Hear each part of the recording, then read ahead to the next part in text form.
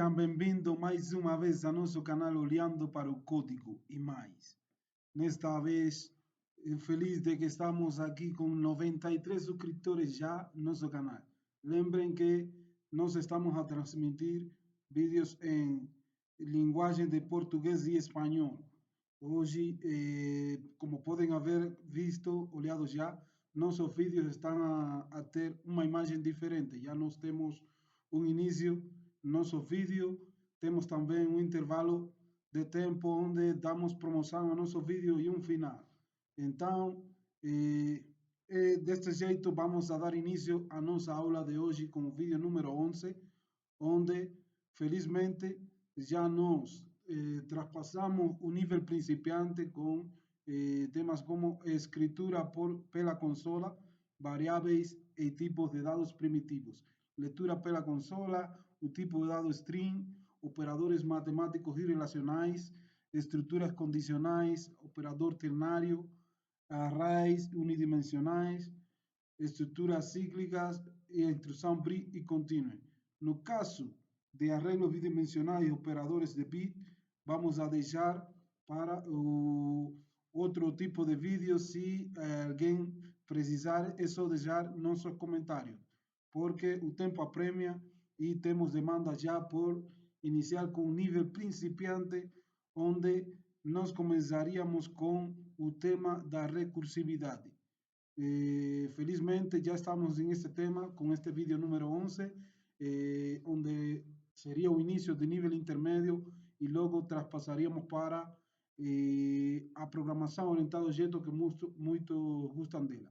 Então, o que vamos a tratar é mesmo a recursividade direta e recursividade indireta.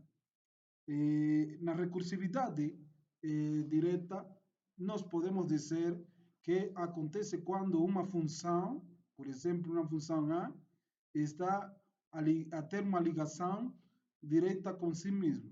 Ou seja, na sua definição, ela precisa da própria função A. Então, é importante conhecer que nós temos que deixar bem claro, para tratar a recursividade direta, dos elementos essenciais. Ou seja, quais são os casos base e qual é a regra geral. O que é o caso base? É mesmo aquele fato que já nós conhecemos que vai acontecer e por isso que nós denominamos como caso base. E a regra geral é aquela que depende netamente de si mesmo. É como dizer uma função onde nós colocamos já a recursividade, a ligação com a própria função, e que essa regra geral, na sua própria definição, é recursiva.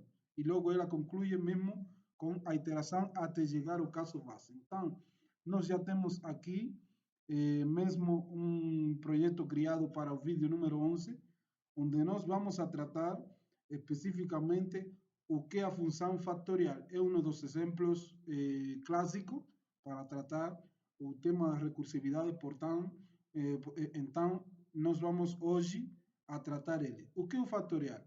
Bem, se muitos conhecem, o fatorial é mesmo, como definição, o produto que acontece entre o valor 1 até chegar a um valor n.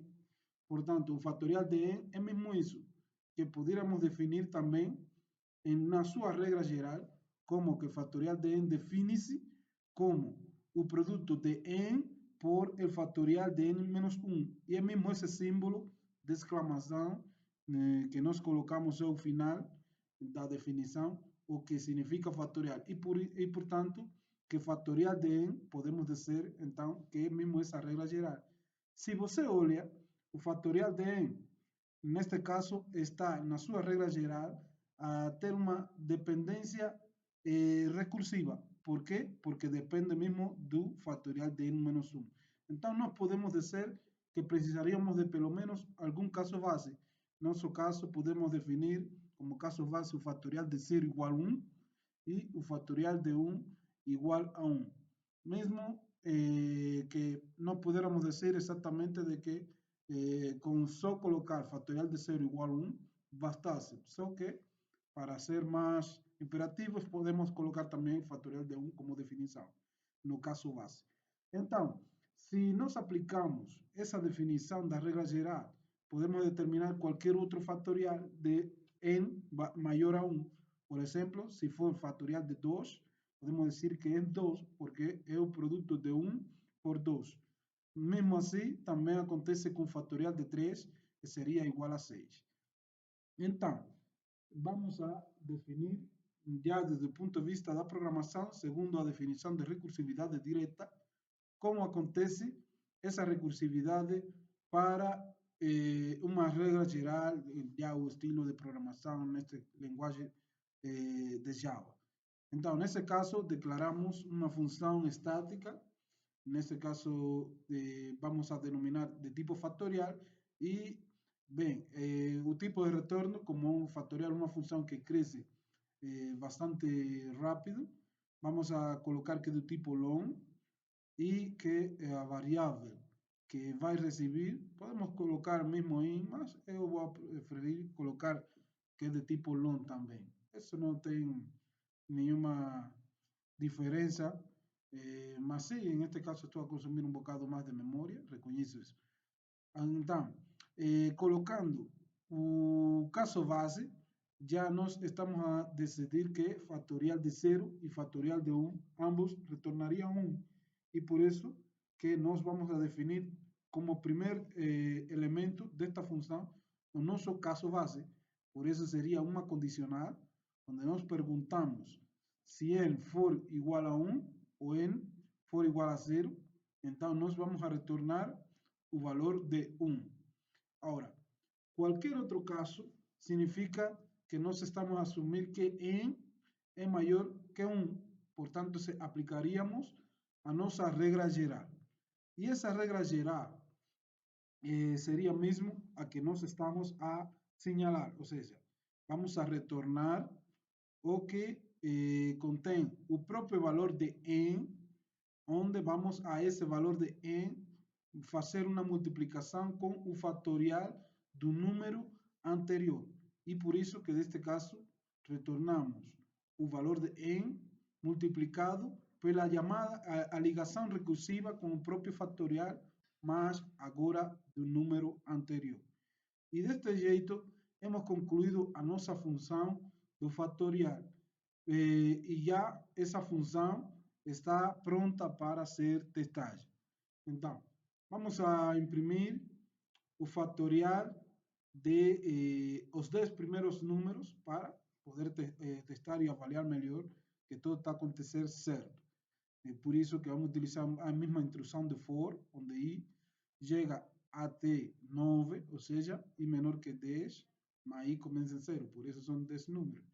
E vamos a fazer uma impressão de fatorial de, onde vamos a concatenar o próprio valor da variável i e vamos a concatenar também, depois de 2 pontos e um espaço, a ligação dessa função fatorial enviando o próprio valor de i. Se nós executamos este exemplo, nós podemos ver, mesmo como na consola, a impressão do fatorial de cada um dos termos de 0 até 9 vai ser impressa com sucesso. Ou seja, nós podemos ver que o fatorial de 0 e de 1 está mesmo colocando que é o valor 1, conforme acontece com os casos básicos, mas logo o fatorial de 2 é 2, fatorial de 3 é 6, fatorial de 4 é 24 e assim sucessivamente. Olhem como podemos ver que no caso do fatorial de 5 dá 120, é mesmo porque 120 é igual a 5 por o fatorial do número anterior que é 4, ok? Então, existe outra forma, outro jeito de fazer isso que seja ainda mais resumido? Bem, eu acredito que sim. Vamos a utilizar mesmo o que acontece com o que nós vimos com a instrução de if-else, mas no caso ternário, que vimos no vídeo 05. Neste caso, nós poderíamos definir mesmo a mesma função fatorial, não é? Que retornaria de tipo long, e podemos chamar fatorial 2, ou melhor, vamos a colocar fatorial ternário, neste caso. vai receber também este fatorial ternário, uma variável n do mesmo tipo, já? Então, o que nós vamos a fazer agora é simplesmente resumir o primeiro fatorial, que é o que contém um if e um else, depois em só um return. Ou seja, nós vamos a perguntar o mesmo, se acontece com o caso base, em igual a 0 ou em igual a 1. Nesse caso, nós vamos a fazer uma pergunta, como acontece mesmo com o externário, e se essa pergunta dá certo, então nós vamos a retornar o valor de 1. Caso contrário, o que nós vamos a retornar? Podemos retornar o fatorial de n menos 1. Então, desse jeito, nós estaríamos a definir, no caso do fatorial de n menos 1. Perdão, aqui estaria a faltar multiplicar também esse fatorial de n menos 1 por o próprio valor de n, conforme como acontece com a regra geral. Se nós executamos nosso projeto, agora para o caso de fatorial ternário, olhem que nós estaríamos a ter o mesmo resultado do fatorial obtido anteriormente com a...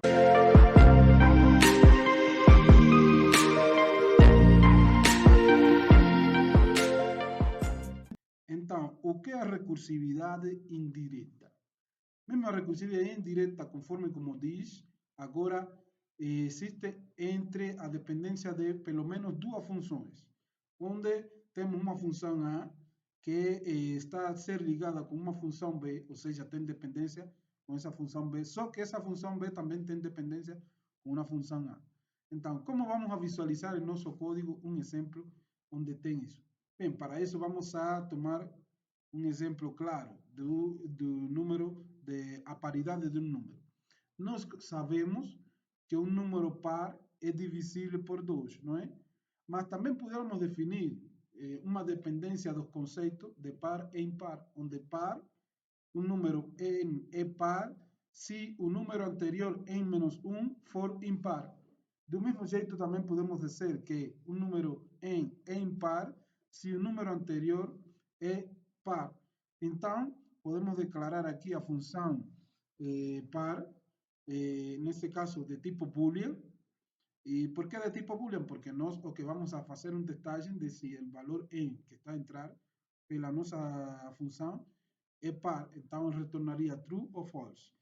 Então, qual seria o nosso caso base para o número par? Bem, nós sabemos, sem fazer nenhum cálculo, de que se n for igual a 0, podemos dizer que esse valor n é igual mesmo, retornaria true para a função par, ou seja, n igual a 0 seria par.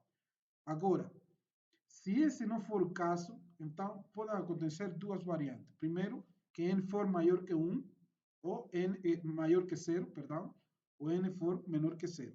No caso de n ser maior que 0, um número positivo, nós podemos definir, então, que um número n é par se existir uma função, se existe uma função impar, que nós podamos perguntar se essa função impar para o número anterior, n menos 1, retornaria true. Portanto, vamos a retornar o que acontece com a função impar, só que para, neste caso, o número anterior, n menos 1. Não é? Então, por supuesto, neste caso, estaria a marcar um erro, porque essa função ainda não temos definição dela. Mas logo vamos a fazer. E qual seria o nosso outro caso? Bueno, que o número n seja negativo. Se o número n seja negativo, então, nós vamos a retornar a função impar, pero agora para o número n mais 1. Por que mais 1? Porque nós temos como caso base n igual a 0 e nós temos que garantir que a nossa recursividade seja capaz de chegar nos números negativos até 0 e para isso, número negativo até 0, nós temos que ir incrementando e não vamos a ir decrementando, senão estaríamos a chegar até o valor infinito. Então, desse jeito, nós temos já a definição da nossa função par. Agora, como seria a definição da função impar? Vamos a fazer mesmo uma cópia da função par no nosso código e vamos a modificar porque no caso de impar seria exatamente o contrário. Agora definimos uma função impar, olhem como já o erro tirou da função par, porque já temos uma definição. Só que agora, no caso de que n for igual a zero, sabemos que zero não é impar, portanto retornaria falso. Agora, no caso de que n for maior que zero, vamos a trocar impar por par, ou seja, a nossa função. O mesmo caso seria para o número n negativo, ou seja, nós vamos a trocar então a função impar para o número negativo e vamos a trocar por par, onde vamos a incrementar também o valor de n mais 1. Então, sem mais, nós estamos em condições de poder fazer testagem do conceito de paridade para algum número n que seja inteiro. Para isso, o que nós vamos a fazer agora é fazer comentário, ou seja, um comentário múltiplo do nosso código anterior de testagem de fatorial. Vamos a colocar entre a simbologia de comentário múltiplo, para agora fazer uma testagem de um conjunto de números, onde nós vamos a analisar se o número é par ou impar. Portanto, vamos a imprimir na consola, por exemplo, a paridade, por exemplo, analisar se 5 for par. Para isso, nós temos que fazer uma ligação com a função par, que já foi definida, onde vamos a enviar o valor de menos 5. Ou seja, estamos a testar se o valor 5 negativo é par. Então, vamos a testar também o valor, neste caso 6 positivo, o valor também de 10, neste caso vamos a colocar 10 negativo, e também o valor de 15 positivo. Já? Nós temos então que trocar os parâmetros que enviamos à função par. Neste caso colocamos 6, menos 10, colocamos 15, e do mesmo jeito vamos a fazer essa testagem para a função impar. Por isso, vamos a copiar aqui, só vamos a trocar, no caso da palavra par por a palavra impar, e no caso da função, também vamos a trocar por a função par pela função impar. Neste caso, estaríamos a fazer uma testagem do mesmo jeito que fizemos para a função anterior. Se nós executamos o nosso algoritmo, ou seja, o nosso código, podemos ver que nossa linha de comando estaria a imprimir perfeitamente o que nós precisamos. Ou seja, no caso do valor menos 5, para a função par, está a dizer que é falso, 6 é true, menos 10 é true, e 15 é falso. Ou seja, perfeitamente estamos a ver que os valores que são impares está a retornar falso e o par está a retornar true. No caso de impar, agora menos 5 é true, 6 converte-se em falso, menos 10 retornaria falso e 15 retornaria true. Ou seja, que agora os valores impares retornariam true e os pares retornariam falso. Então, colegas, hasta aqui o nosso vídeo. Espero que haya sido de su agrado. Hasta luego.